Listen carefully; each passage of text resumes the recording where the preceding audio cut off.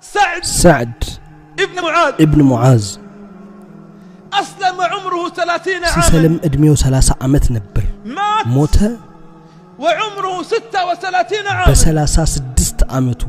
لما مات يوم بخندق زمچا بموته غزي واستشهد يوم الخندق بخندق شهيد بونه غزي نزل من السماء كسماي ورد 70,000 ملك 70,000 ملائكه يشيعون سعد ابن معاذ اللي شنو سألتكم بالله يطيقاچو اسكي بو الله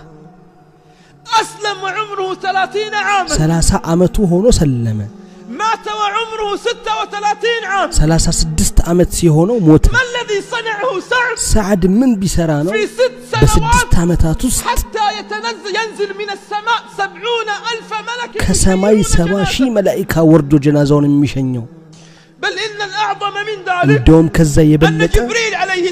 عليه السلام نزل إلى النبي صلى الله عليه وسلم قال يا محمد والنبي صلى الله عليه وسلم وردو يا محمد إن أحدا من أصحابك الليلة مات ጓደኞች አንዱ ዛሬ ሌሊት ሞተ يا محمد ሆይ لقد اهتز ተንቀጠቀጠለት لموته عرش الرحمن በሞቱ ምክንያት የረህማን አርሽ اهتز لموته عرش الرحمن ለሞቱ ተንቀጠቀጠለት የረህማን አርሽ 6 سنوات 6 ዓመት واهتز تنقطقطلت لموته عرش الرحمن لموت يا رحمن عرش الواحد منا يعيش